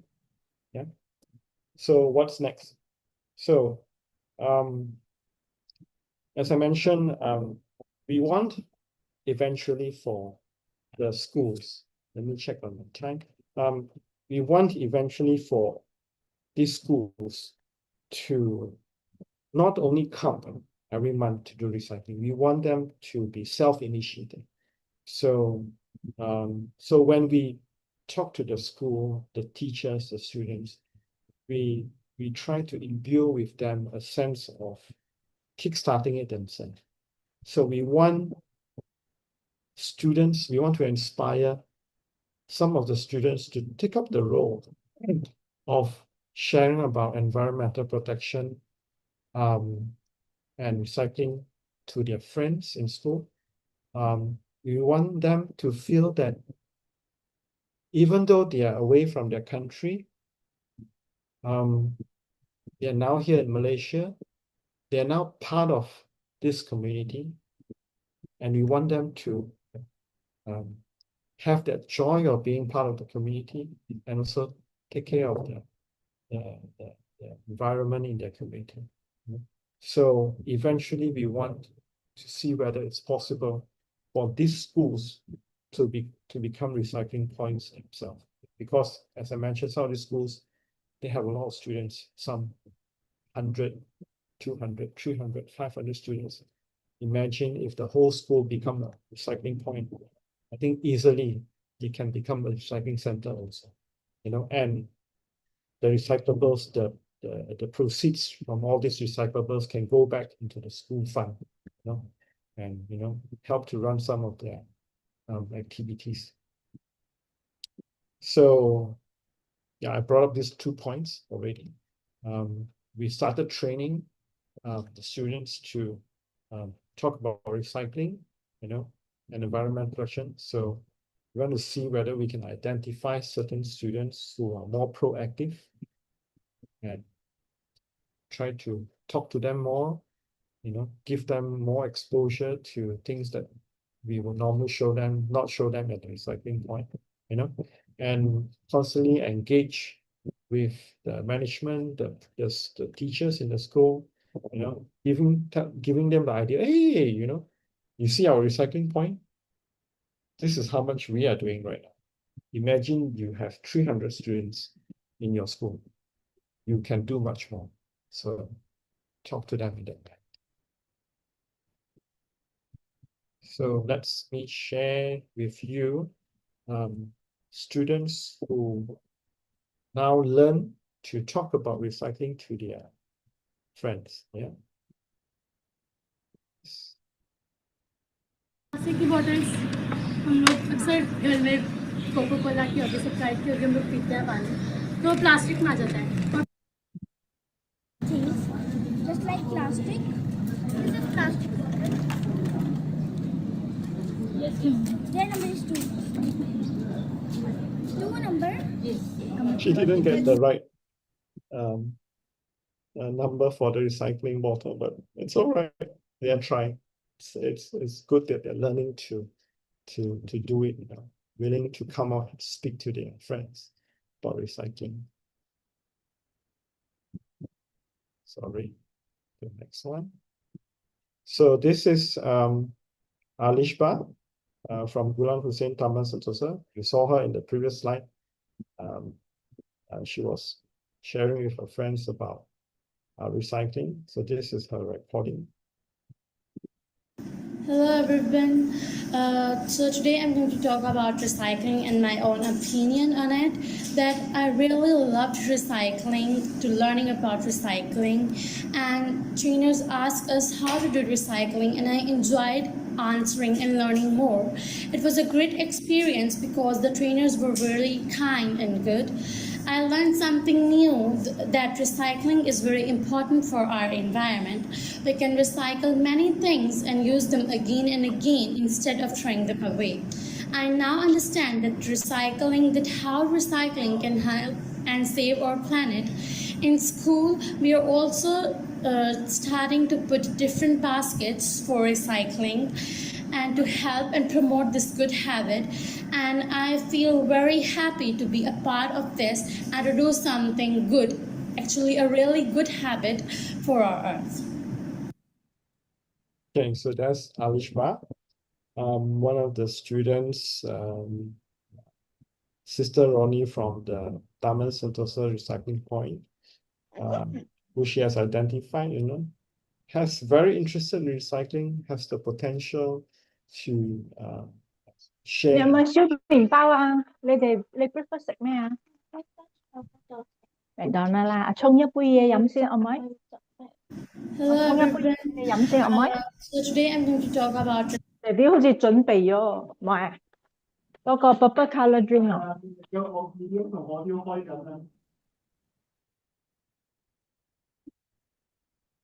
Sorry, I think you just heard Sister Tammy talking in the background.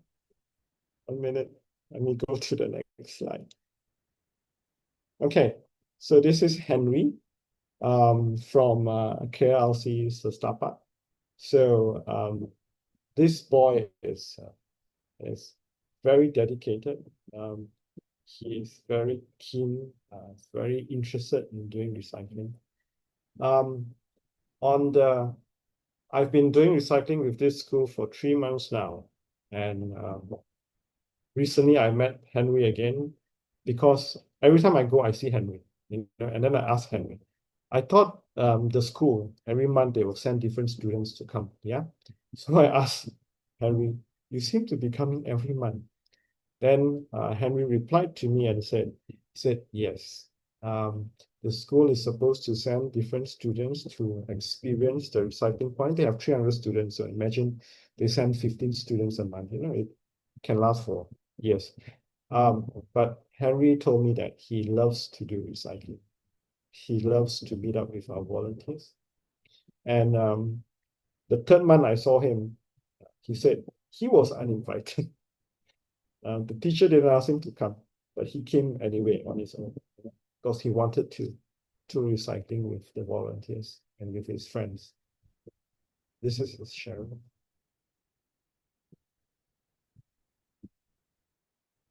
The first time that I want to do recycling is because the teacher asked me to go there as the school activity.